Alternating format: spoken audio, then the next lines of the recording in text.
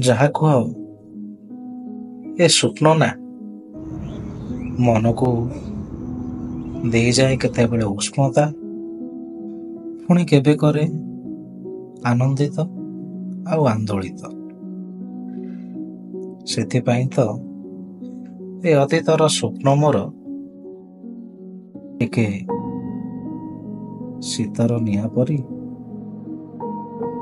ଯିଏ ଦେଇଥାଏ ବିରତିର ଚିଆଁ।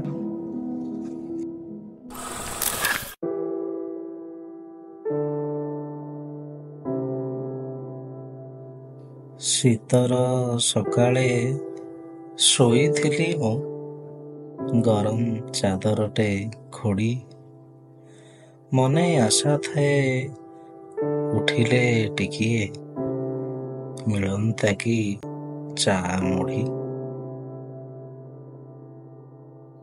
ଏତିକି ବେଳକୁ ଶବଦ ଶୋଇଲା, ଗଲି ବାହାରକୁ ଦୌଡ଼ି, ଦେଖିଲି ଜଣେ କେ ଠିଆ ହୋଇଅଛି ଲାଲ ଶାଲଟିଏ ଓଢ଼ି।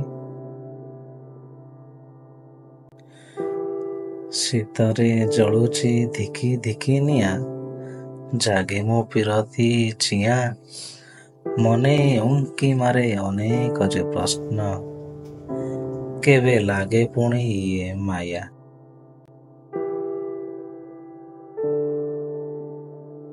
ପାଦରେ ତାହାର ରୂପେଲି ପାଉଁଜି, ହାତେ ଝିକି ମିକି ଚୁଡ଼ି। ବୁଲିଗଲା ଯେବେ ଦେଖିଲି ତାକୁ ମୁଁ, ସେ ବାରିପଟ ଗୋଟେ ବୁଢ଼ୀ।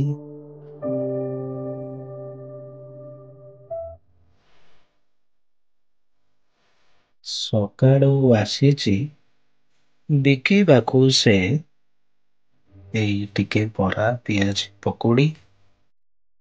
କି ଭାଗ୍ୟ ମୋର ଥଣ୍ଡା ହେଲା ନାଲି ଚା, ତା ସଙ୍ଗେ ଗରମ ମୁଢ଼ି।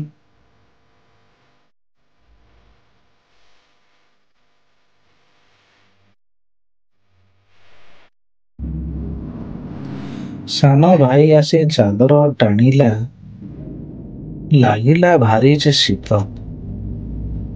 ଘଣ୍ଟାରେ ସକାଳ 6ଟା ବାଜିଥିଲା, ନହେଲେ ସ୍ୱପ୍ନ ହେଇଥାନ୍ତା ସତ।